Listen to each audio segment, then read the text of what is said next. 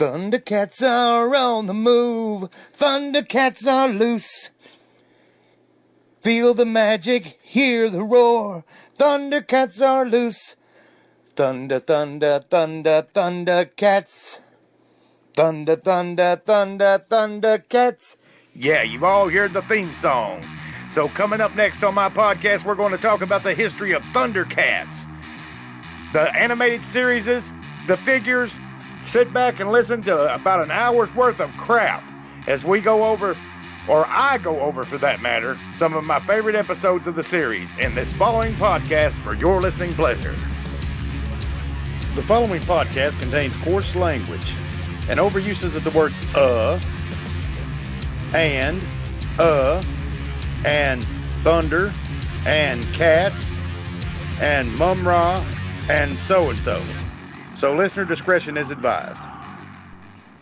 Well, we're back again. Welcome to another episode of my podcast. Today we're going to discuss the Thundercats franchise.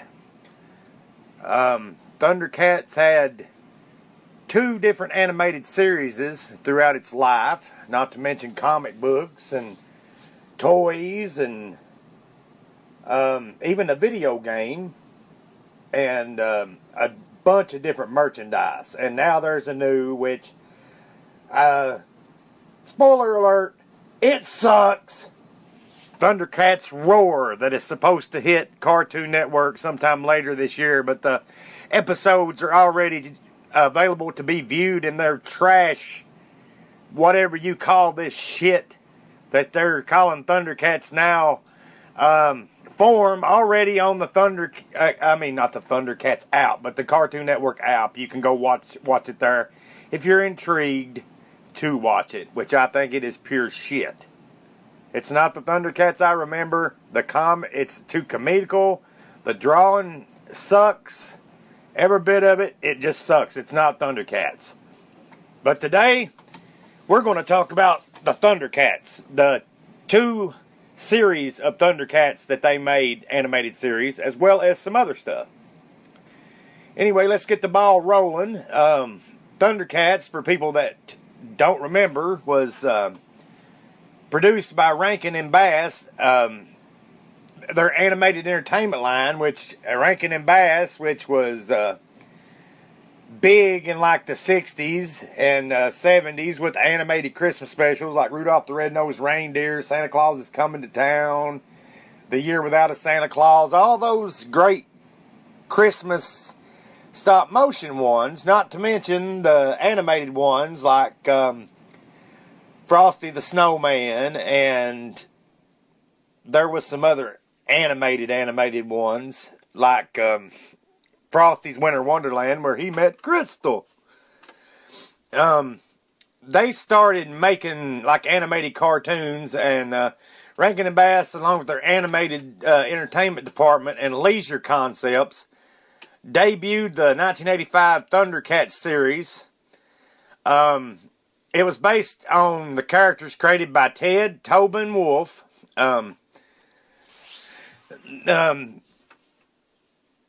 This series had a lead writer of Leonard Starr. He was like the head writer, and it followed the adventures of a group of they're like humanoid aliens. It was animated by a Japanese studio called Pacific Animations Corporation, and the cartoon was cutting edge for the time. I mean, other than He-Man, it had that all-new animation style that we'd never seen. And there was even talks as of within the past 10 years of making a live-action movie that never came to be, sadly. It should have been made into a movie. And Thundercats would have like a follow-up series that would come out in 2011. We'll talk about that a little later. But let's get back on the case of the original Thundercats series. The original Thundercats series ran for 2 seasons, a total of 65 episodes a season because it was in syndication, so there was 2 seasons. And the plot of it basically is it was the adventures of a team of cat-like aliens from a planet called Thundera that blew up. They had to find a new place to live, which was Third Earth. And basically they had to try to survive on this new planet while facing down an enemy of Mum-Ra, the ever-living, who was a mummy that could change his form. Then there was the mutants, which was Slive, their leader. He was a lizard-like guy. There was the Monkeans, which was monkey-like looking people. Then there was the Jackal Man. And then there was Vulture Man. In the second season, you had new enemies like the Lunatics. And there was also Hammerhand. He was a pirate. Lino had to team up with other characters on the show to help them. And the thing about Lino is basically a like 8-year-old boy, but he's trapped in a man-like body because on the way to the new planet, they had to be put in suspension capsules that put them to sleep. Well, his body grew, but his mind and stuff didn't. So he has to learn lessons throughout the series so that he can become the Lord of the Thundercats. And he's joined by Cheetara, who can run really quick. Panthro's like the strong weapons maker. He creates the Thundercat tank that they call the Thunder Tank.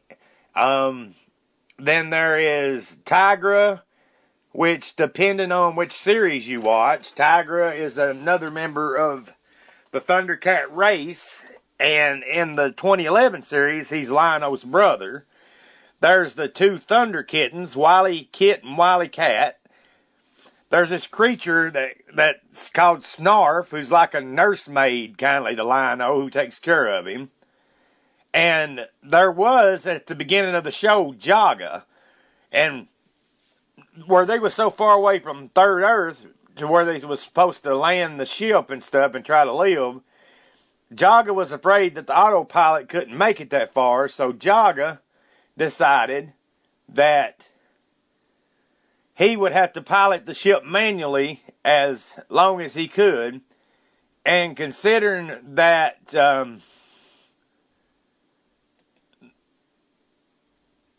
that the suspension capsules delayed the aging and Jaga was already aged, before they crash landed on Third Earth, Jaga had died. So basically, let's get into this, and I'm going to tell you some of my favorite episodes from Season 1.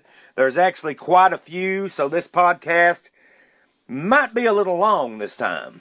Because Thundercats, it's just a great show. Well, the best episodes of Season 1 are the pilot episode, Exodus by far, and the Unholy Alliance. Which, when these are played back to back, it's like a little mini movie.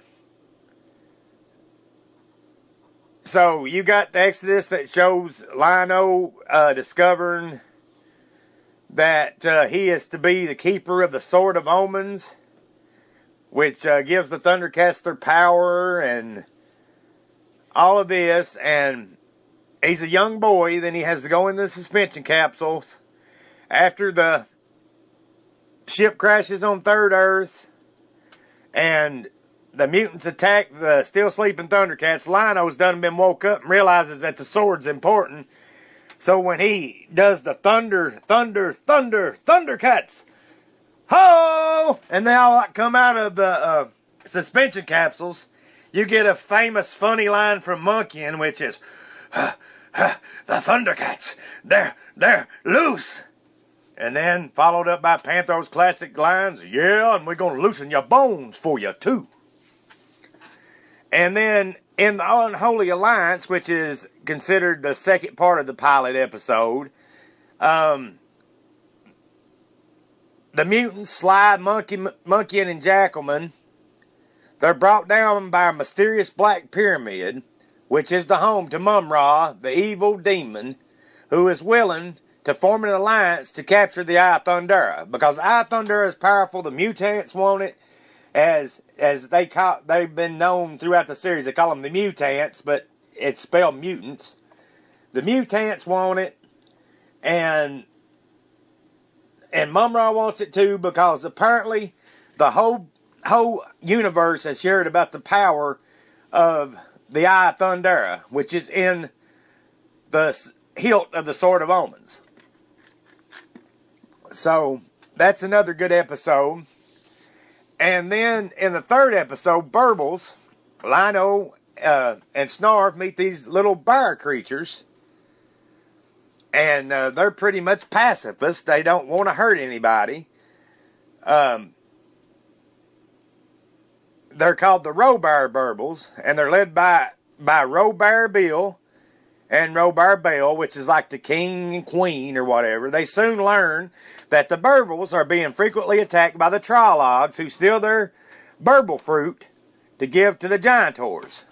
Well, the reason the Trollocs are like stealing the burble fruit from the Robears is because the Giantors won't give them the plant of a tree that they can live that grows on their mountain unless they feed them.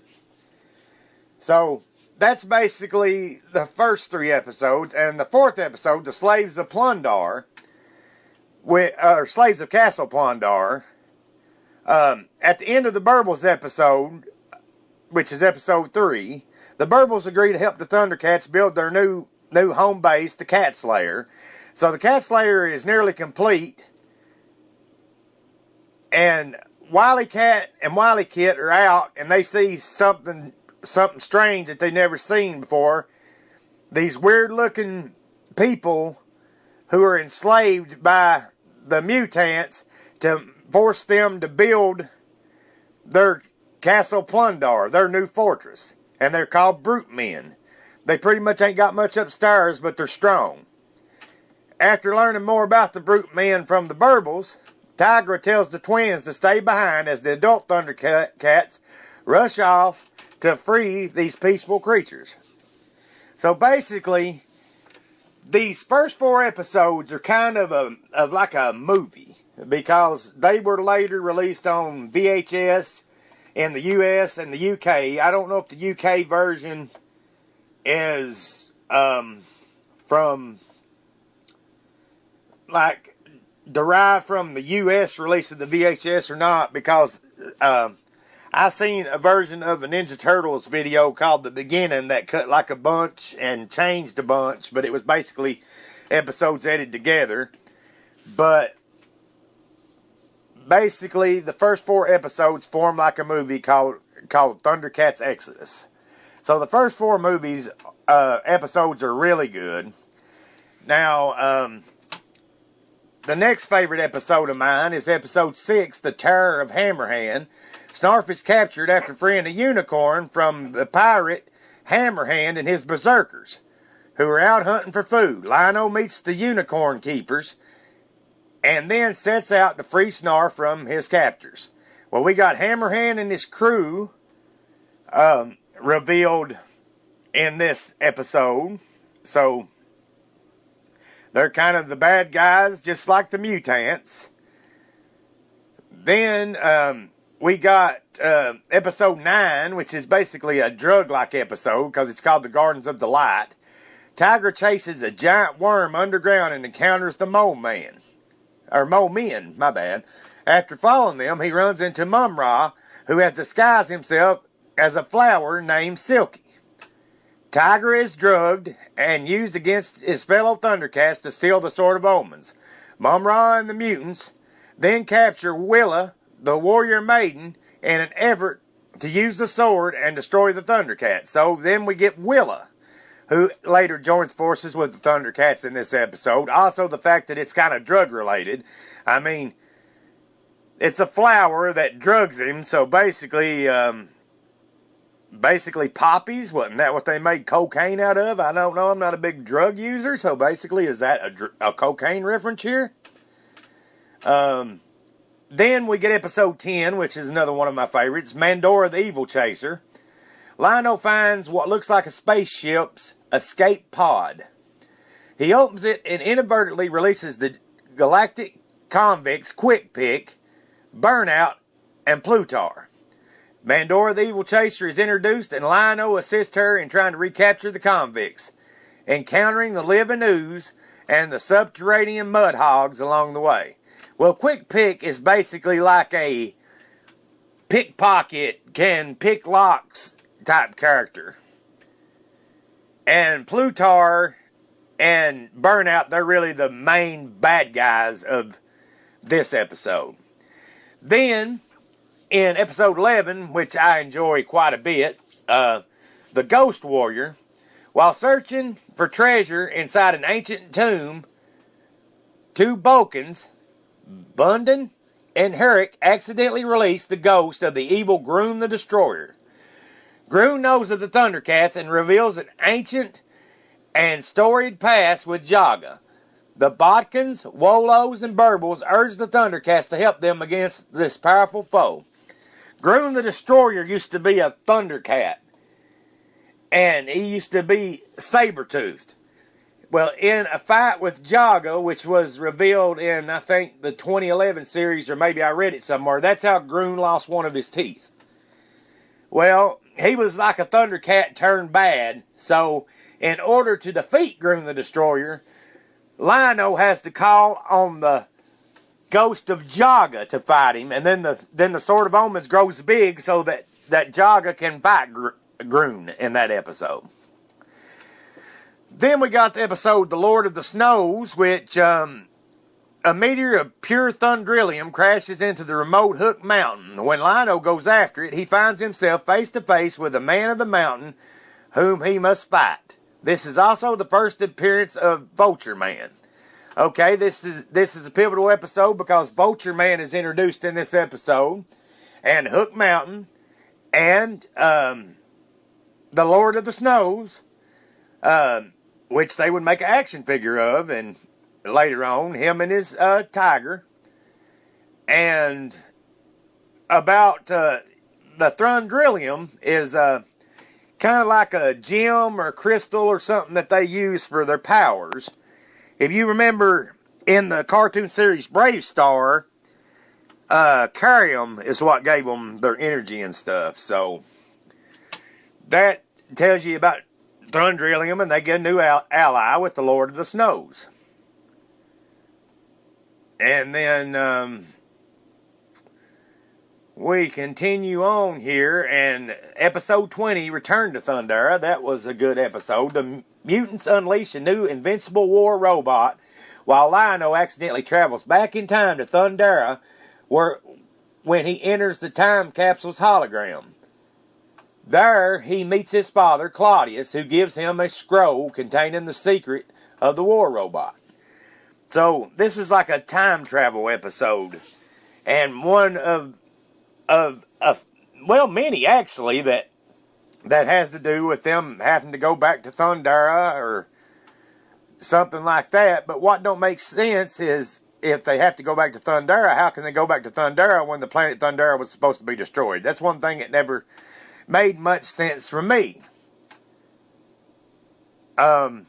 Episode 22, The Astral Prison, was a real good episode. When Jaga is imprisoned in the Astral Prison, Lionel must journey there to free him. However, there is no way for him to return. So there's like an astral prison, which basically is a ghost-like prison, or where the dead people are locked up. It's like on another plane. Like they say when we die, that like we can communicate through frequencies on a radio and all this stuff. Well, basically, that Jaga contacts him somehow, or he gets a vision that Jaga's in the prison, so he has to go and try to release him. Then we get a famous episode, kindly famous. Everybody remembers one line from the show, at least, the Safari Joe episode. Safari Joe comes to Third Earth looking for prey worthy of being hunted. He begins hunting the Thundercats. He's like a big game hunter. And every time he captures something or kills something or whatever, he's like, Safari Joe does it again. So yeah, that was a pivotal episode. Then episode 25, you get the episode where Snarf finally gets his day. Snarf takes up the challenge where Snarf has to save the Thundercats when they're captured by Mum-Ra.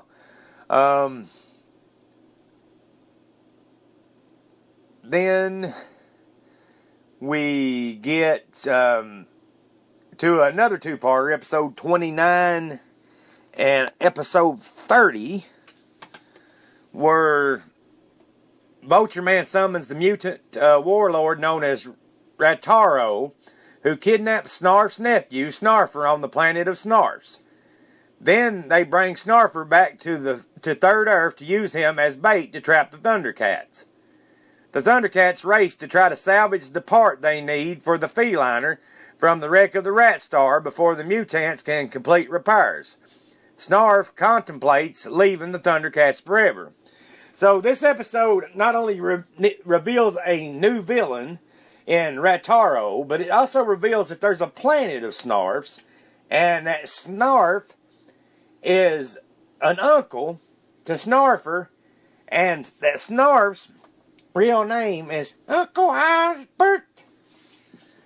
Is Snarf's real name, according to Snarfer. And the Thundercats are building a new kind of spaceship called the Feliner. So that was a pivotal episode. Mandor and the Pirates was episode 31. That was when Mandor was captured by a pirate ship, and all the Jolly Rogers, and Lino has to go help her.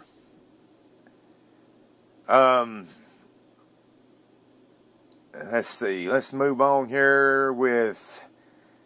There was a five-part.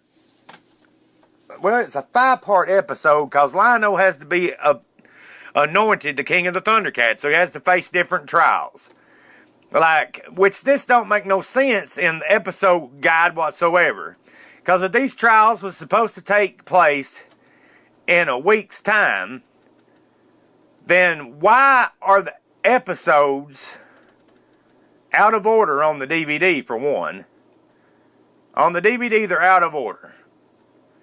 So, they should be, while this is considered episode 37, it should be 19 in chronological order. So, the first day was a trial of strength where he had to take on the mighty Panthro to see if he was stronger than Panthro. Then you had day 2, which was a trial of speed, where he had to race Chitara. Then the third day was the trial of cunning, where he had to outwit Wily Cat and Wily Kit in the Maze of Infinity. But there are more than Thunder Kittens lurking about who are ready to stop him. So that's another thing about the trials. None of the Thundercats can help Lino whatsoever in the trials. He's got to make his own decisions no matter what happens. Then the fourth day of the anointment trial was the trial of mind power, where Lino must overcome Tigra's mental powers and face his greatest fear. And then the last day of the anointing trial is the trial of evil, in which Lino must defeat his greatest enemy, Mum-Ra, to complete the trials. So, when they showed them, like on the DVD, they are out of order. I do not know why. But they showed them out of order when they put them on the DVD. I don't know why they didn't put them in straight order. That's one thing that Warner Brothers screwed up on. But I guess they was going for like the air date order. And in the air date order, the first episode was aired November 12th, 1985. And then the second episode was aired November 19th, 1985, which makes sense because the show was syndicated, so they were showing it like 6 days a week or 5 days a week, depending on how the networks carried it or whatever. They was showing it. Okay, so another one of my favorite episodes was considered episode 39 of season 1, Monkeyin's Bargain. Monkeyin makes a deal with Mum-Ra to give him power orbs, whatever the cost. So Mum-Ra's gonna make like Monkeyin like the strongest of the mutants if he does what he says. Which, as we know, everything always backfires. And this is another great episode. This is episode 51 of season 1, Excalibur. Disguised as King Arthur, Mum-Ra schemes to gain possession of Excalibur, the most powerful sword ever created. So apparently Excalibur, which was King Arthur's sword, or whatever, he like wants the Thundercats to help him find it, and it's supposed to be stronger than the Sword of Omens.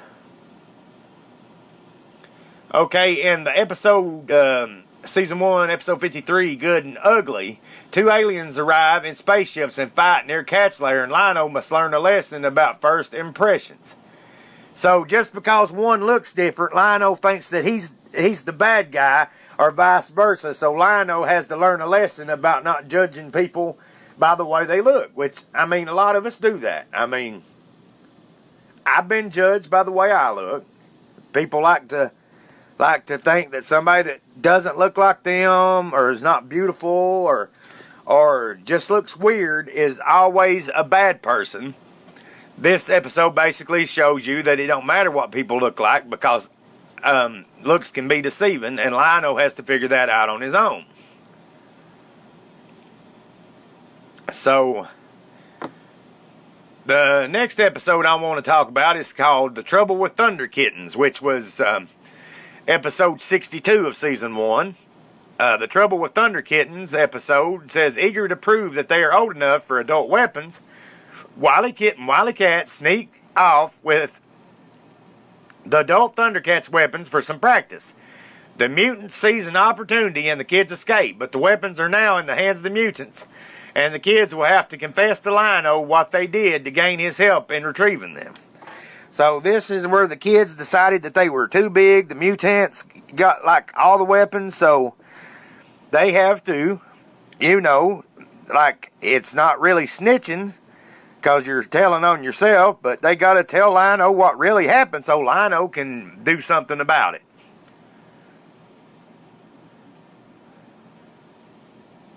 Now, this episode, episode 63 of season 1, called Mum-Rana, is like pretty much like another ally for the Thundercats. After a space battle, the mutants' escape pods land next to a white pyramid.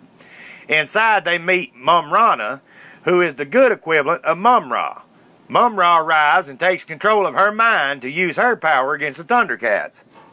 So the Thundercats got to do what they can do to break Mum-Ra's hold that he has on Mum-Rana in order to keep Mum-Ra from gaining full control. Thundercats Season 2 starts out with a 5-part miniseries that was later released on VHS in, I think, the UK and the US in like a movie form known as Thundercats Hold the Movie. So basically, Lion-O's having recurring nightmares of Thundarians killed on Thundera as he fled to safety with Jaga, and the other Thundercats awaken Lion-O. Jaga comes to tell him that there is, in fact, some that survived and are living on Third Earth. After meeting with other Thundercats, they decide to begin searching for them, but Mum-Ra has plans as well. So Mum-Ra wants the Thundercats too. So Lion-O's rescue attempt fails, and the captured Thundarians are taken to Fire Rock. Okay, they're taken to Fire Rock by Hammerhand and his minions. They're taken to Fire Rock Mountain after another failed attempt on their part to break free from their captors. Okay, in the third part, Lion-O loses the Sword of Omens in an avalanche. Panthro battles the Fist Pounder with the Thunder Tank. The Fist Pounder is like a vehicle that Hammerhand's crew has made. The mutants arrive at Far Rock Mountain to take control of the prisoners. In that episode, if I'm not mistaken, they are helped by the Snowman of Hook Mountain and Snow Meow, his lion. It just now occurred to me what the lion's name was, Snow Meow. Like meow. So you know what I'm talking about, meow? Anyway, back to this. Okay, and the fourth part is when the Thunderians attempt to escape their prison. Lino arrives at Far Rock Mountain and is confronted by Hachi Man, who believes Lino is causing the suffering of his ancestors. Basically Mum-Ra called up this samurai dude named Hachi Man, and he thinks that Lino is his enemy. Okay, and Thundercats Whole Part 5, which is the last part of the miniseries, Mum-Ra is weak, and he faces the threat of 3 new Thundercats. So he sends the mutants to release his old enemies, the Lunatics. Oh, I screwed up. That's not right. That is Mum-Ra Lives Part 1. So let's get this back. Okay, the last part of Thundercats Whole, the movie, Lino and Hachi Man are reconciled, and the Thundercats close in on rescuing the Thunderians from Fire Rock Mountain. But they will need supernatural help if they are to pass through the Thundrillium gases to reach them. If I am not mistaken, this is where Jaga comes into play and helps them. But now, I kind of skipped ahead a little bit there, but the next thing was that there was also a 5-parter called Mum-Ra Lives.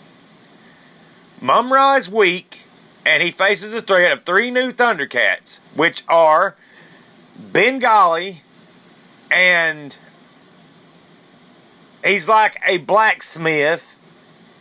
And then there is Linkso. He's like a older like Thundercat who was blinded, so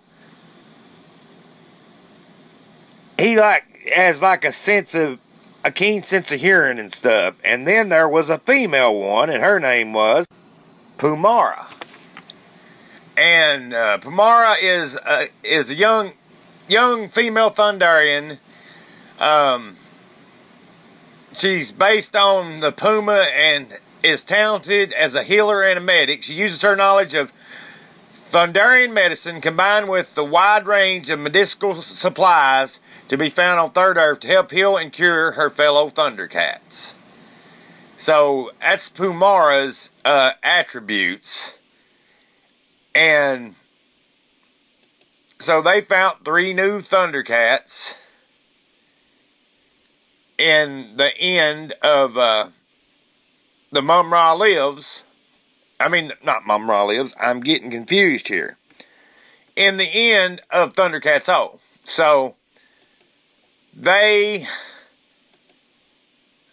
are about to face with a new group of minions that are just as bad, if not worse, as the mutants when Mum-Ra sends the mutants to release his old enemies, the Lunatics, imprisoned in Darkside, in order to bolster the forces of evil. The Thundercats' celebration of their victory over Mum-Ra and the welcoming of 3 new Thundercats is cut short when Snarf overhears plans at Castle Plundar after he chased Mammut, which is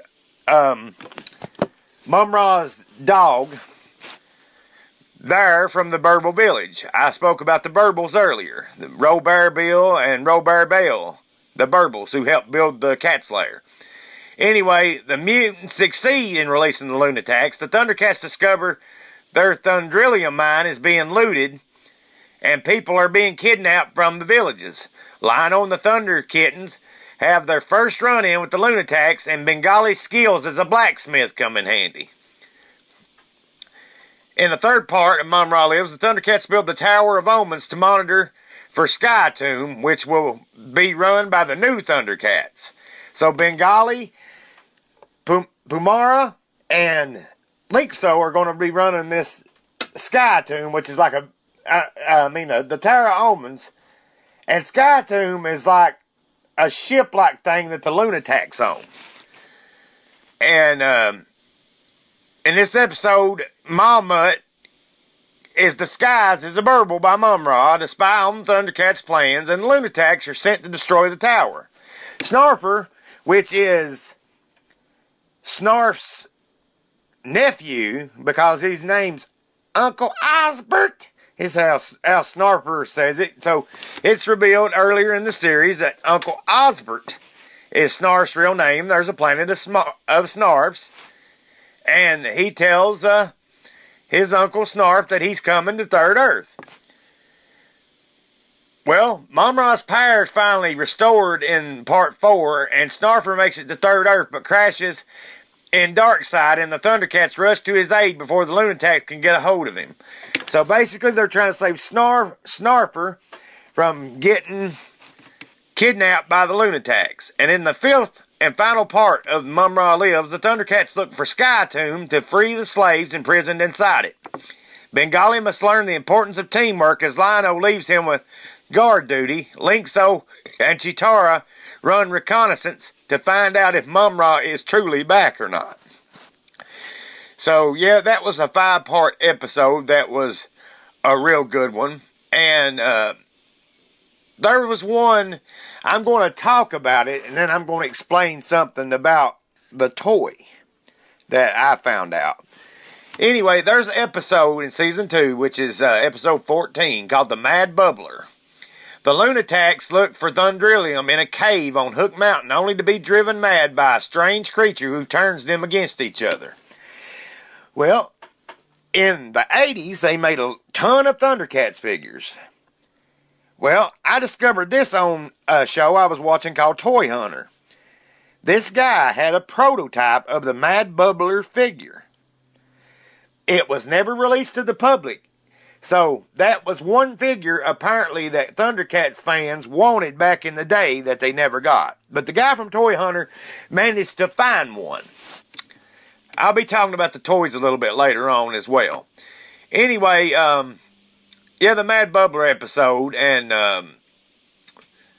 trying to think of some more episodes that was good in Season 2. Season 2, Episode 22, Hachi-Man's Honor. While Hachi-Man is on his way to the Tower of Omens, Luna steals his sword, the Thundercat Cutter, and gives it to an automaton. Lion-O and the Thunder Kittens head out to find their old friend. Well, Hachi-Man, where he's a samurai, he calls his sword the Thunderkata. And anyway, an automaton, I said it wrong, automaton is a self-operating machine or control mechanism designed to automatically follow a predetermined sequence of operations or respond to predetermined instructions. Some automatons, or automata, or however you say it, such as bell strikers and mechanical clocks. So basically gives that sword to one of those, and Hachi-Man needs Lion-O's help to get the sword back. Okay. And in Hair of the Dog, while all the Thundercats except Lion-O are gone, Mum-Ra switches Malmut with Snarf. Malmut poisons Lion-O, allowing Mum-Ra to move in. So, yeah, that was a pretty good episode that you didn't really see coming. And basically, if you look at episode guides on the internet, they will say that the series has more than 2 seasons. Starting with episode 91 of the series, they're branching it off and saying that it's actually season 3, but it's not. This is running a little long, I know, so I'm going to basically just give you a list of some episodes to watch now, unless it's one that really hits me. People should check out the Thunder Cubs 5-part miniseries. Because it's just really good, because Mum-Ra has discovered that there's a treasure of Thundera and the Sword of Plundar, which destroys Thundera. He recreates Thundar and travels there whilst the Thundercats try to find him. After being rescued by the Thunder Kittens, give a presentation on their observation of New Thundera, Vulture Man renovates the Rat Star to ambush the Thundercats on their way to New Thundera. So basically, earlier when I said it didn't make sense how they could go back to Thundera, which in Season 2, Mum-Ra created a new Thundera, so I guess Mum-Ra wanted to take it over. And then there's also talk of the Book of Omens in that 5-parter, and you just need to watch it. Anyway, some other episodes that you need to watch is Return of the Thunder Cubs. Let's see. You need to watch the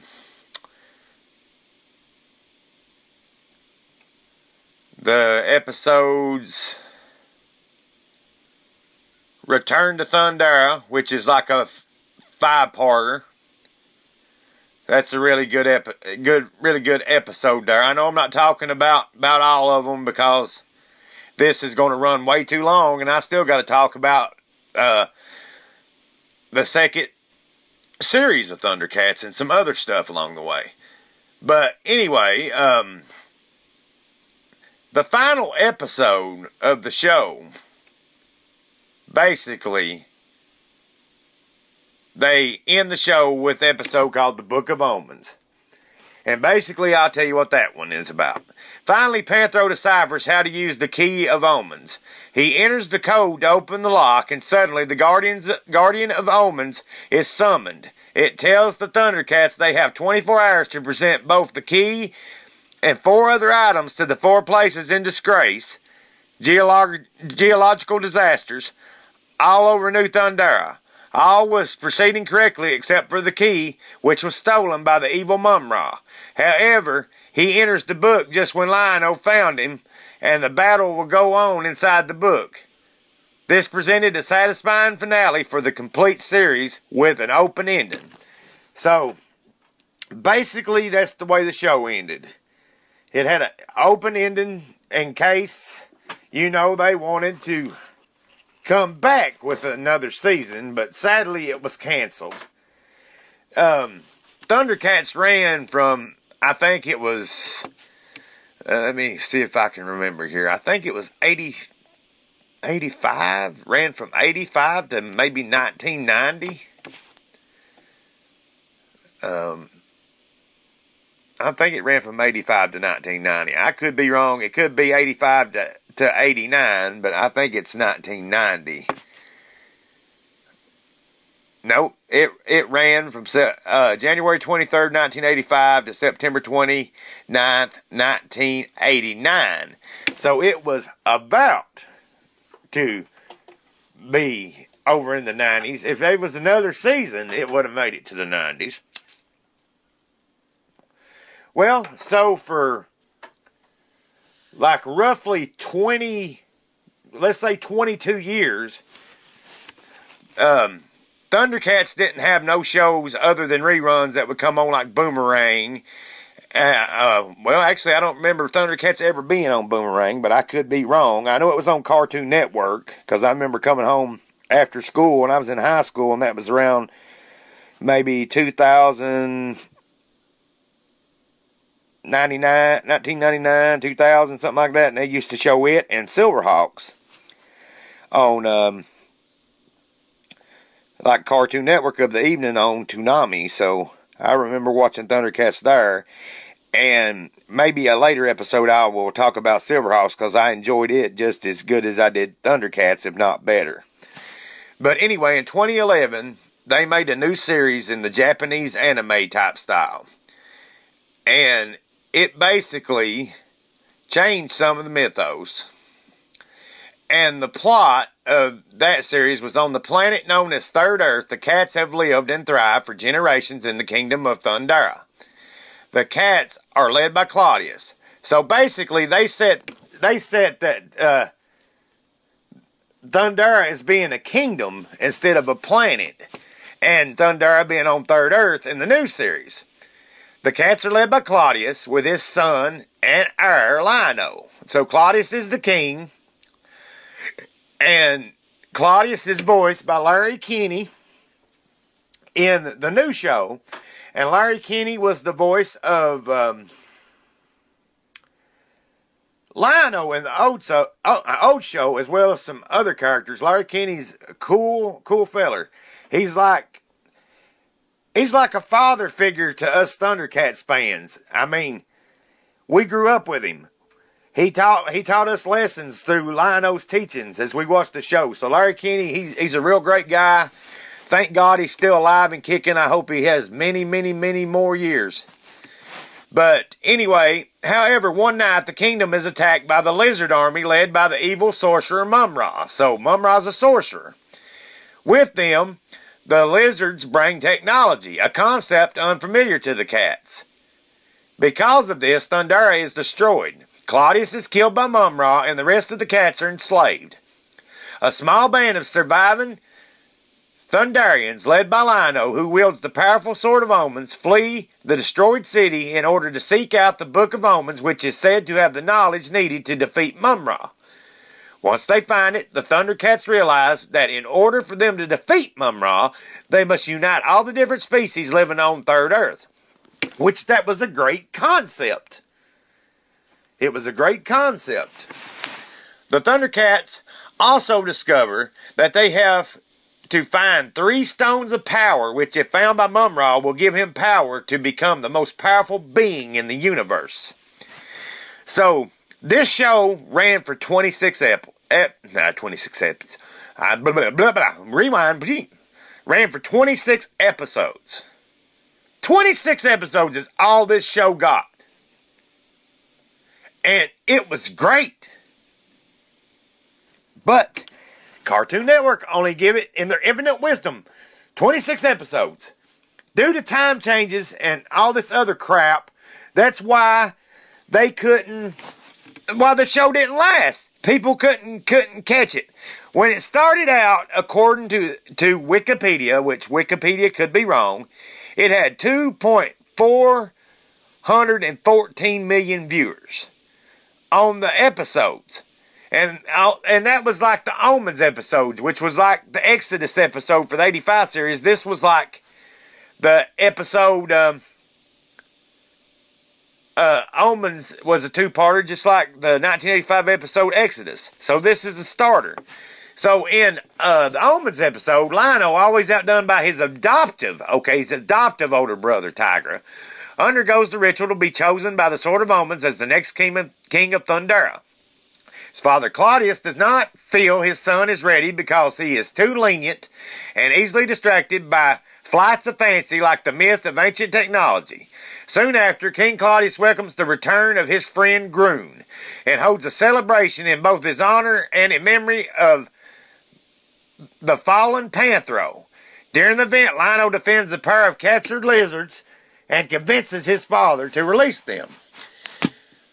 And then in the second part, Thundera is attacked by the lizards who have acquired salvage technology. Groon has joined the lizards and Panthro is being held hostage. Lino comes to his father's aid, allowing Claudius to rescue Panthro. Panthro fatally wounds the king. Then reveals himself to be Mum-Ra, an ancient nemesis of the Thundercats, in disguise. With his final words, Claudius admits he is proud of Lino, then he dies in his son's arms. Lino tries to avenge his father, but he and Tigra are captured, along with Jaga and Chitara. However, because of his kindness to the lizard prisoners that he had freed, Lino is given a key, hidden in his meal, allowing him to escape with Tigra to mount a rescue. Mum-Ra wants the stone in the sword, which he claims is his, and tortures Jaga to force him to remove a curse that prevents evil from touching the Sword of Omens. Lino and Tigra rescue Jaga and Chitara, who is revealed to be one of Jaga's clerics. Lino grabs the sword to blast Mum-Ra out into the open. and the rays of the rising sun harm him. Forced to leave, Jaga, who sacrifices himself to ensure their escape, Lion-O, Tiger, and Chitara undertake the quest to find the Book of Omens. So as you can tell just by those first 2 episodes, they were action-packed. The stories were really good, and it only had 26 episodes. It's hard for me to pick which episode I liked of this the best, because I think they all were great. So I'm just going to leave you with this. You need to try to find that series. Either buy it on DVD. I don't know if they sell Blu-ray or what, but you need to check it out. It's good. And it's pitiful that it only had 26 episodes. And now I'm probably going to get a little foul language cheer. So if kids are listening or around, maybe you'll want to turn this off and listen to the rest of it later, or maybe you just don't care. But now I'm getting to the heart of the matter of what has really ticked me off here in the past, couple of weeks since I found out about it. Cartoon Network has made Thundercats roar. Well, I talked a little bit about it at the beginning of this podcast, but the more I read about how great these other series was, and how now they pretty much, in the words of, I don't want to, I'm trying not to cuss, people. I'm trying not to cuss. I really cuss like a sailor. I'm trying not to cuss. But this show, Thundercats Roar, is the most big, steaming pile of cat shit that I've ever seen. I don't know why they created it. I don't know why it even has to exist. This is something that you want to kill with fire. You want to see it burn. You want every person that made this show to feel your rage. Like, how could they do this to a classic show? How could they cancel a 2011 series that was good and put this crap on there? How? Why does people like it? The animation sucks. They got Jaga being like a happy-go-lucky. He goes, "Oh, I'm a ghost." That's freaking stupid, people. They pretty much are making fun of old Thundercats show that taught us a lesson. Now, I know that Larry Kinney has a voice role doing Jaga in this show. I don't hold him accountable for anything because, it's work. Job's a job. He gets paid to do it. But I wonder if Larry Kinney ever thought, when he read the script for Thundercats Roar, that, hey, I was the original Lion-O. And I don't think that people that grew up with the Thundercats that I made is going to enjoy this. So why is this even happening? It's all because the power of money. They made Thundercats Roar to try to cash in. They're going to make Thundercats Roar toys, that shit. And they're going to cash in on Thundercats. And the legacy of Thundercats is going to be forever tarnished with the fact that Thundercats Roar has to exist. It's just like when they made that female Ghostbusters movie. No, it's not nothing about the fact that the Ghostbusters were women. It's not anything about that. It's just that the movie, it sucked. It looked like something that Sci-Fi Channel made. When you got to make your final boss look like the ghost from The Sign, then why in the hell did you even make the movie? It's just plain out stupid. This thing probably went in the dump bins like 2 months after it was released on DVD. I won't even buy it. I'm a completist, and I probably won't even buy it unless I can get it dirt cheap. And then I will have to watch it one time to make sure that it plays correct and ain't got a defect in it, and then it will go on my shelf and probably will never be watched again. That's like Thundercats Roar. I predict maybe they'll get one season out of that shit. And after they get one season out of it, then hopefully it dies and we never hear about it again. I don't even know why it got made. I just do not know why it got made. And that just really ticks me off. You cancel a show that was good, which was due to your screw-ups, changing the times and everything, where nobody couldn't ever know when it was on. And then it didn't really fail because there was fans of it. So if it had got a second season, then who knows what would have happened. But Thundercats Roar was created. Thundercats Roar. So boring. It's boring crap.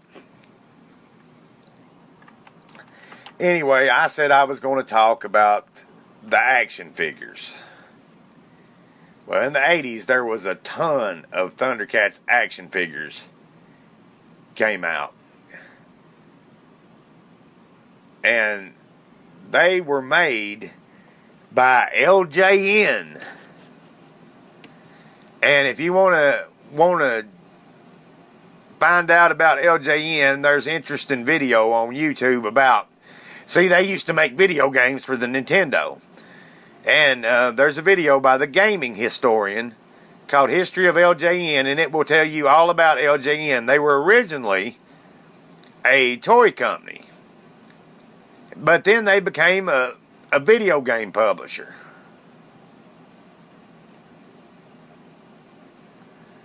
And they made, like, the Thundercats action figures in the 80s. They was famous for the Thundercats line of figures.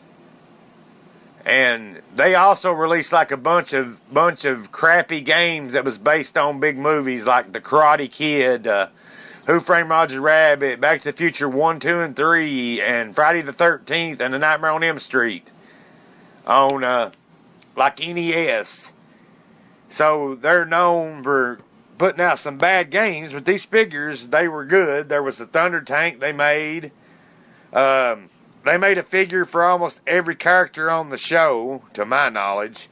I don't know if they made a Mandora figure or not, or a Quick Pick, but they made the figures for the Thundercats. You had Lino, Panthro, Chitara, Wily Cat. They made a Snarf. They had a ton of figures. These figures were awesome.